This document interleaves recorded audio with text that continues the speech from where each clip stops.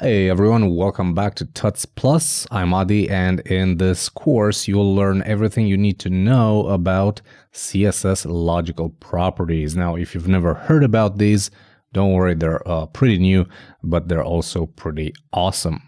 The basic idea behind them is that we can create layouts that automatically adapt to the writing direction of the document.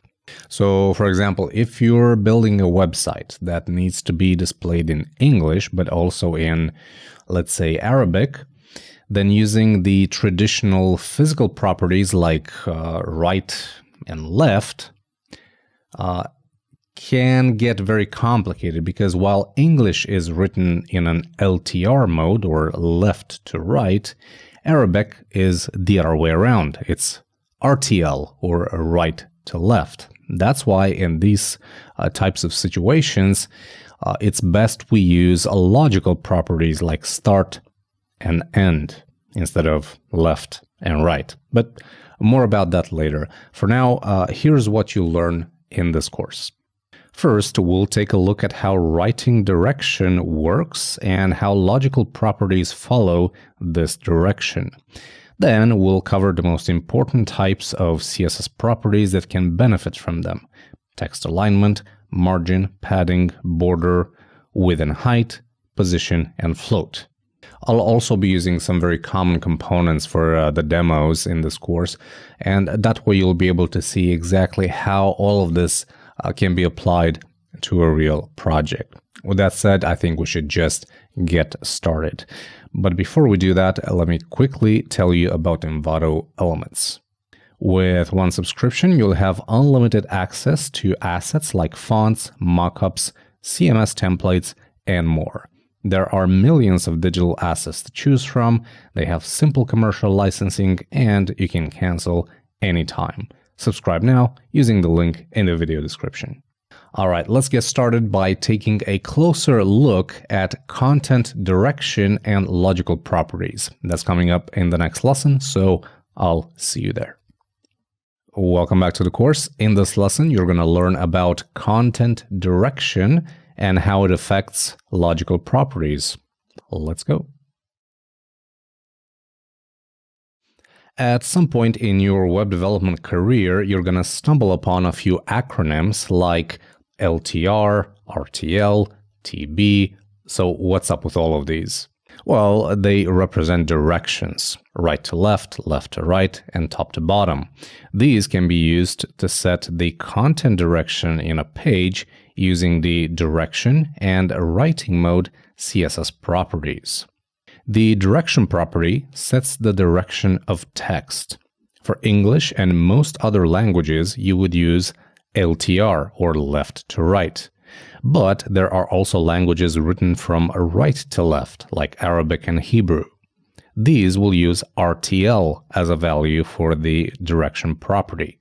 The writing mode property sets whether your block content is displayed horizontally or vertically. This is useful because there are scripts that need to be displayed vertically, like Chinese and Japanese. So why should we care about all of this?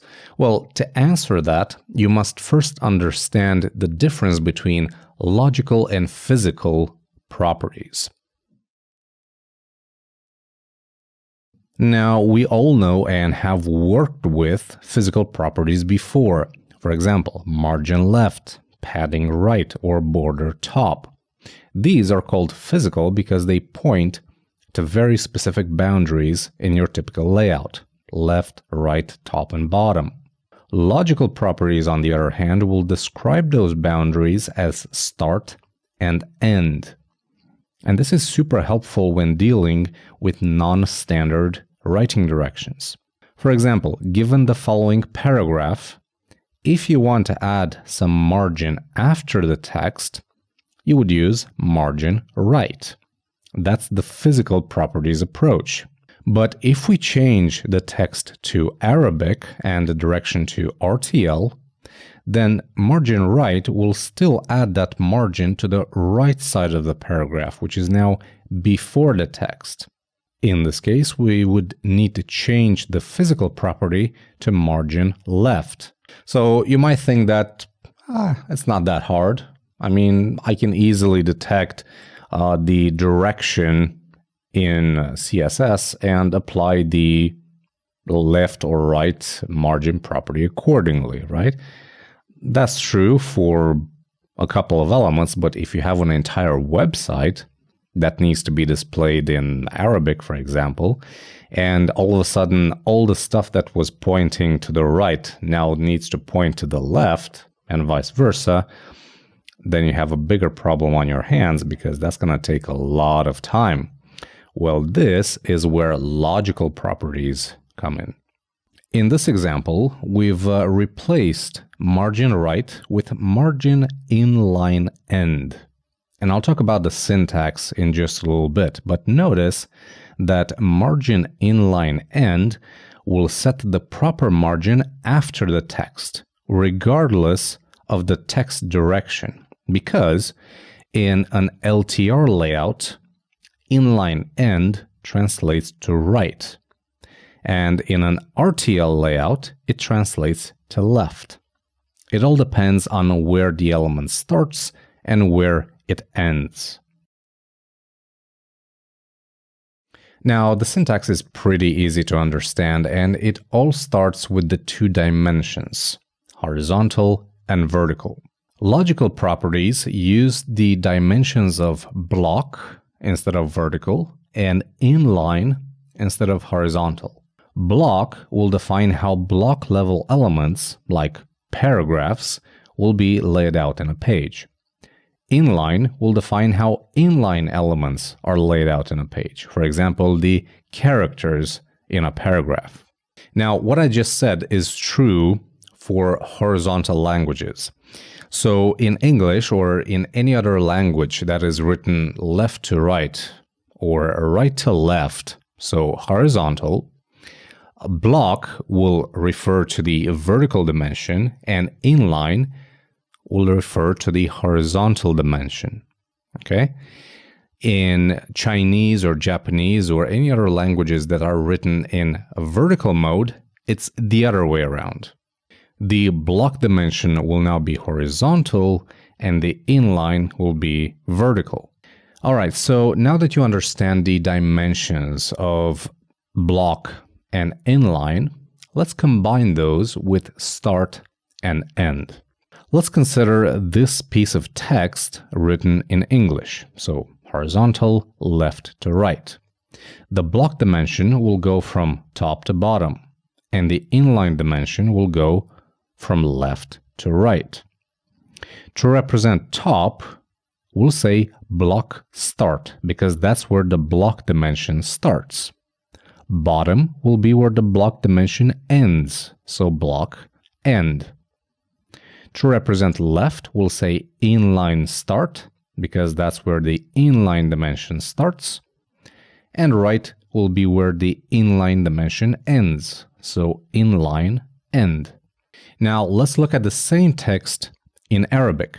The block dimension is the same as before, top to bottom. But the inline dimension will now go from right to left. So in this case, left will be inline end and right will be inline start. The top and bottom values are the same, block start and block end. So once you understand this, it's actually quite simple to implement these logical properties, although their syntax is different depending on what properties you're using, and we'll explore that in the upcoming lessons. As a general rule, you would basically replace top, bottom, left, and right with their logical counterparts: block start, block end, inline start, and inline end. So for example, margin right will become margin inline end. Top will become block start, and so on and so forth. Now, what CSS properties can we use as logical?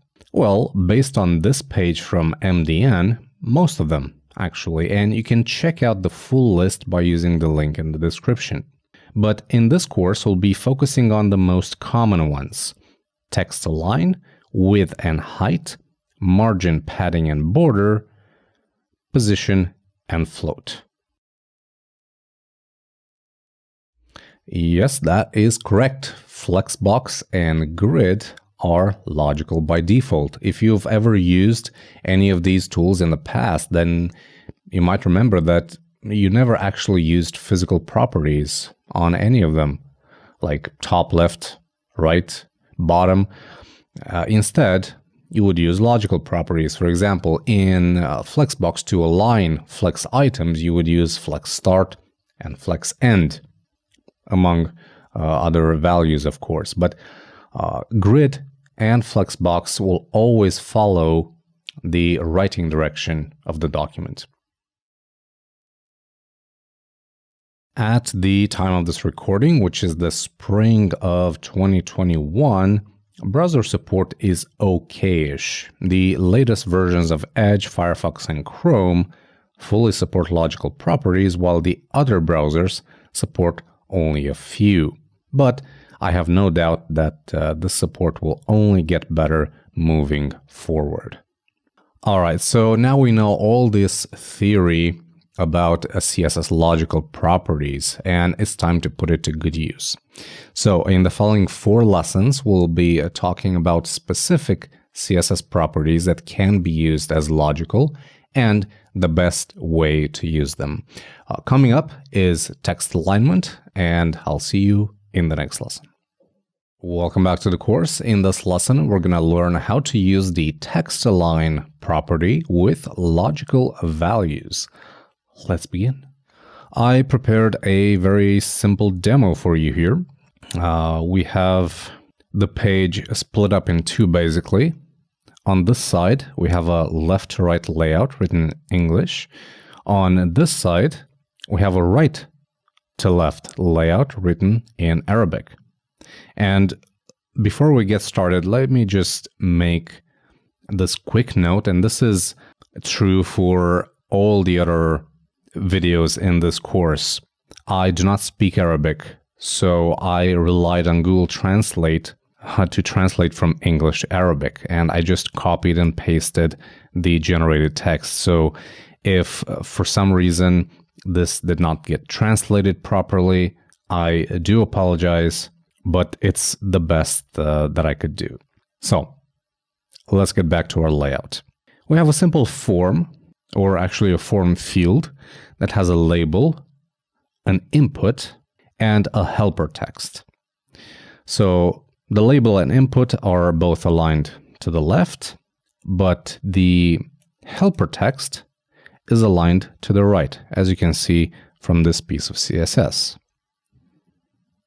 Okay, so helper text align right. Now, on the right to left layout, this piece of text is also aligned to the right side, but it should be the other way around. So it should be aligned towards the end of the text, which in this particular case is this side, okay?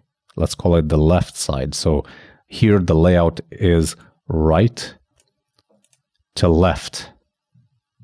So the helper text should be aligned on this edge. We can very easily do that and target the RTL container that we have here, and then the helper class, and we can say, hey, text align left. Okay, and that will move it. But because I want to use logical properties to have this alignment be automatic regardless of the direction of the text, I'm going to do the following. I'm going to comment this piece of text.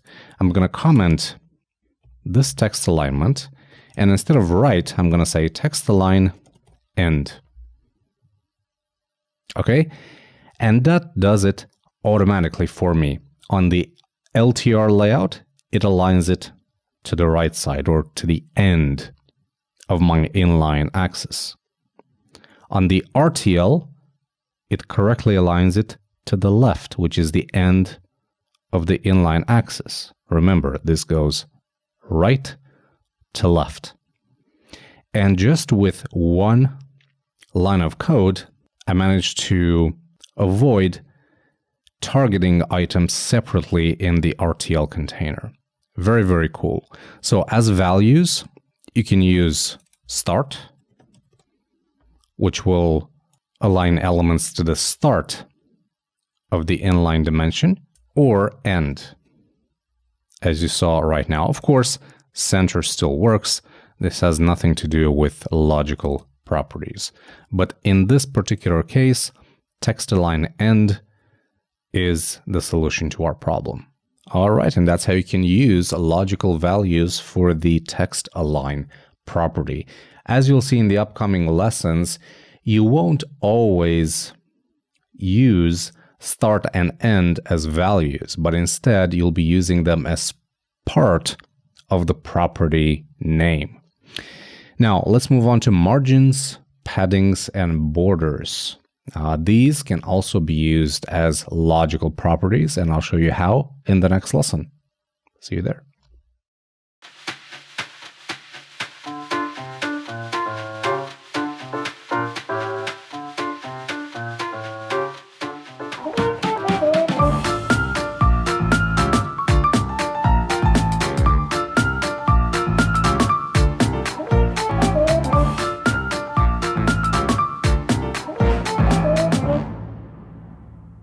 Welcome back to the course. In this lesson, you're going to learn how to use the margin, padding, and border properties as logical. Let's go. I made another typical layout for you here. This is a typical card layout, right? Where you have the card itself. Here we're using a thick border on the left or on the starting point of the card. Then an avatar, some meta information, a title, and a piece of text. All right, so this is written in English. And here to demonstrate an RTL layout, I'm using, again, Arabic. And again, my apologies if this text is not translated correctly. Now, right off the bat, we can see a couple of problems with the RTL text. First, the border should be at the start of the inline dimension, which in this case is on the right side. Now it's on the left. The gap here between the image and the edge of the card is too big. There is no gap between the image and the text itself. So a couple of problems. Let's go ahead and fix them.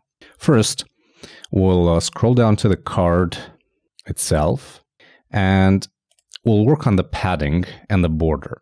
So right now, because I'm using physical properties, I'm setting the padding using the shorthand notation here. So padding 2rem for 2 and 2. This equals to 2rem on the top, right, bottom, left. Now, unfortunately, we cannot use this CSS shorthand when we're working with logical properties, and instead we have to write them one by one. So we're going to comment that, and we're going to say the following: padding top 2rem.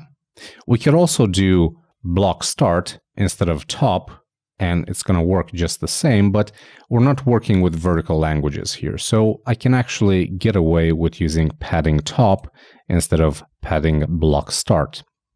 The next value is the right side. That equals to padding inline end. And I'm going to set that to 4 rems. Okay, so that sets a padding on the right side on the LTR layout and on the left side on the RTL layout. That's cool. Bottom, we'll just say padding bottom 2 rems and padding inline start instead of padding left, again 2 rems.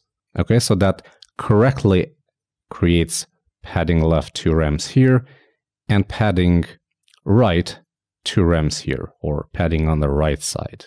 What about this border? Well, instead of saying border left, we'll actually say border inline start.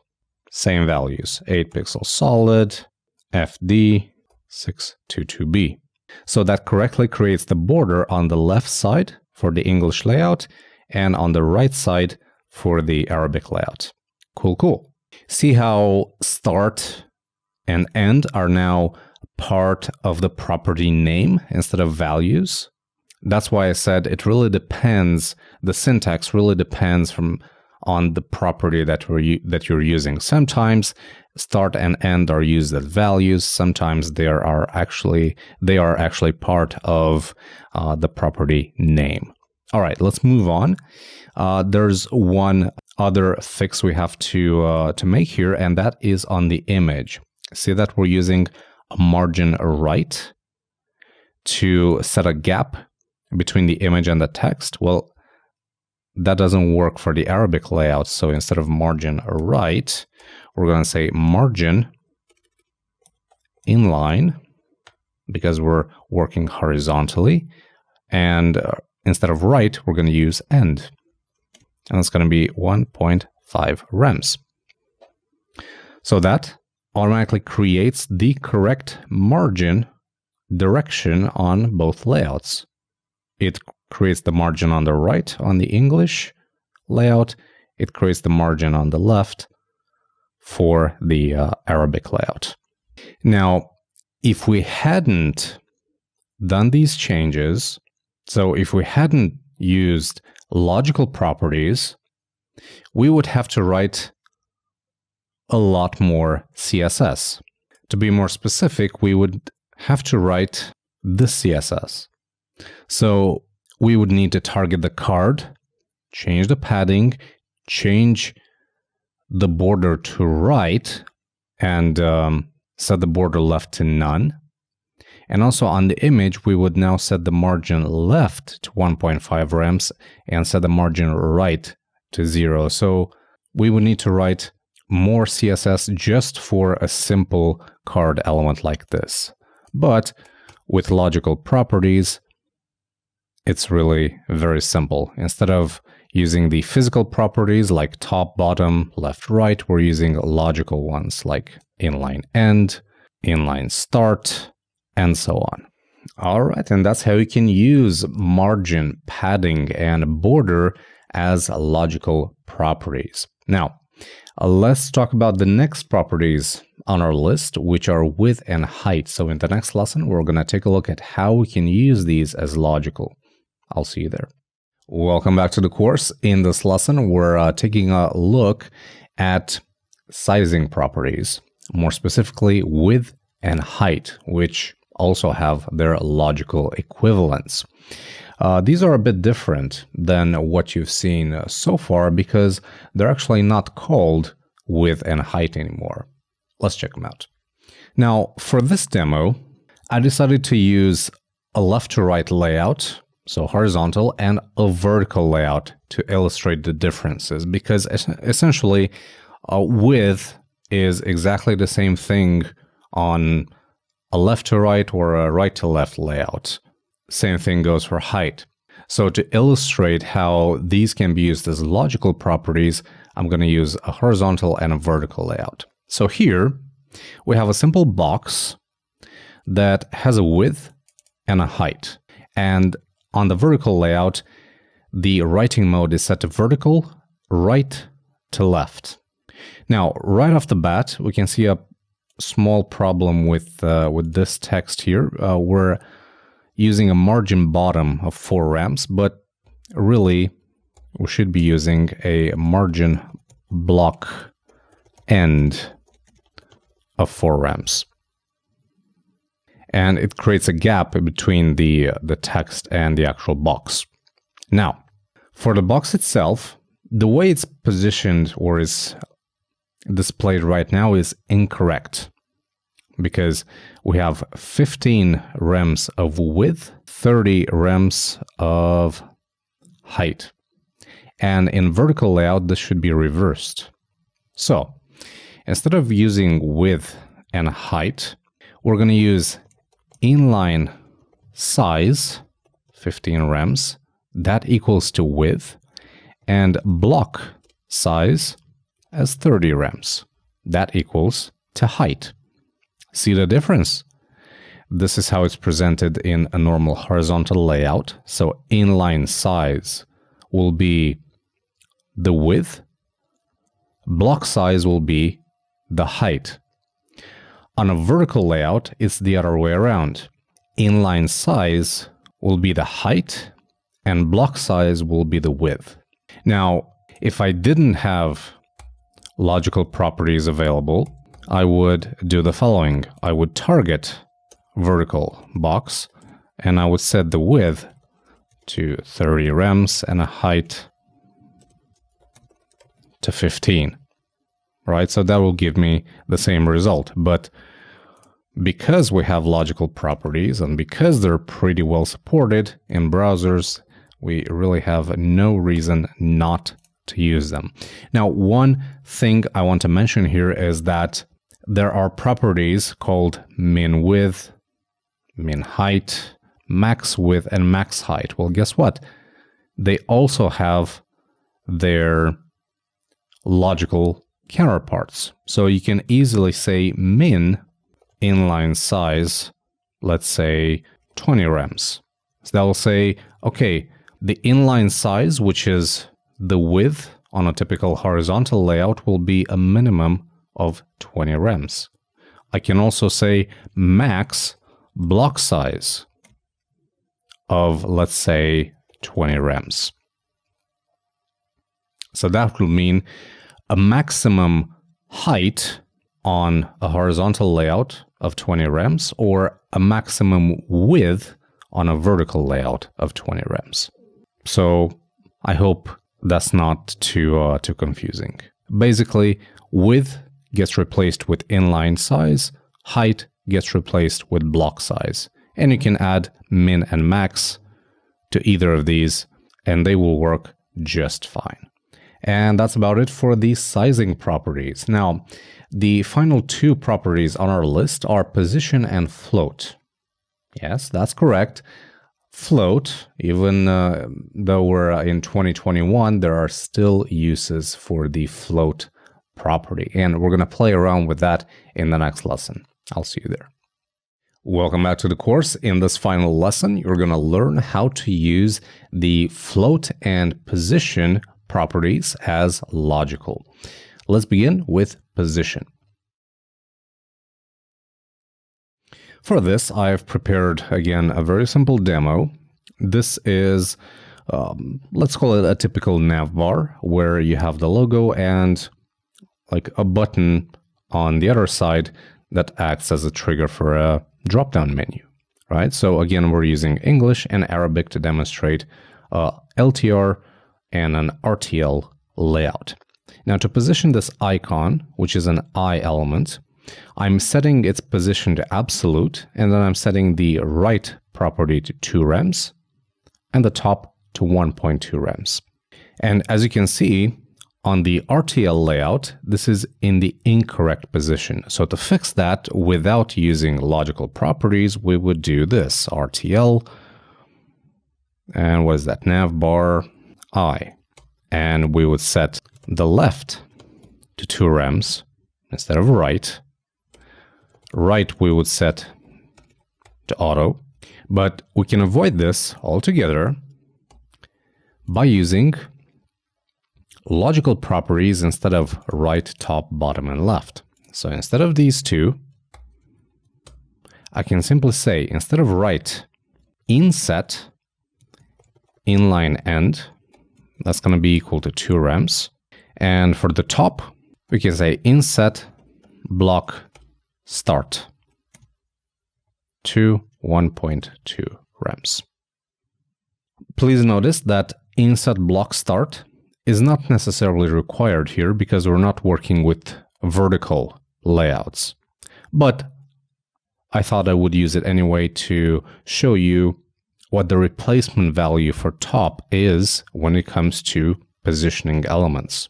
So all of these positioning properties, top, right, bottom, left, start with inset. Left and right are continued with inline, and then left will be start, right would be end. For top and bottom, we continue with block, and then top will be start, bottom will be end. So I hope that makes sense. Now, unlike the other logical properties that I've talked about, there is also a shorthand property for top, right, bottom, left, and that's called inset. So let me just write here.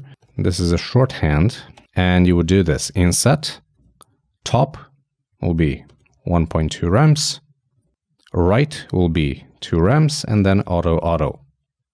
But here's the kicker. See that this is now not positioned correctly? That's because inset is indeed a shorthand, but it defines physical offsets, not logical ones. So be very, very careful with this. In translation, this would mean top is 1.2 rems, right is 2 rems, and then bottom, left are both auto on both layouts. So LTR and RTL. As I said, these are physical. They are replaced with physical properties, not logical ones. So while this shorthand does exist, and strangely enough, it is defined in the CSS logical properties spec, it does not define logical properties, but physical ones. So there you have it. Top, bottom, left, right can be replaced with inset, block start and block end, and inset, inline start and inline end, when it comes, of course, to positioning elements. Now, let's see about CSS floats. For a float, I have another very simple layout. It's a card with an image that has this property applied to it. Let me just find it. Here we go. Shape outside circle. So that means the text will nicely follow the curvature of that image. This is probably the only use for float in 2021. I would definitely not be using float for creating layouts. Anyway, this is what it looks like on the English layout, the LTR layout, right? Image on the left. We have a nice margin here between the image and the text. So let's see how this should look like on the Arabic, the RTL layout. If we were to go the old-fashioned way and not use logical properties, I would probably do something like this. I would say float left, or excuse me, right now it's set to float left. We need to set it to float right. And we need to set the margin left to 3 rems and margin right to 0. So that will make sure that our layout looks correct. Also, something else you might have noticed is that I switched browsers. I'm not using Firefox because Safari wouldn't actually support the logical properties for float. So to properly show you, I switch to Firefox. Now, this is the way we would do it without using logical properties, but because this course is about logical properties, let's go ahead and do this right. So instead of margin right, we would say margin inline end, 3 rems. And instead of float left, we're going to say float inline start. So in this particular instance, we're replacing left with inline start, and we're replacing right with inline end. Okay? So float with the value inline start replaces float with the value of left. And by doing that, we now have the correct layout in both LTR and RTL directions.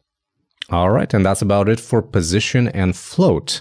And for this course, I hope you found it useful and it gave you all the information you need to start working with CSS logical properties.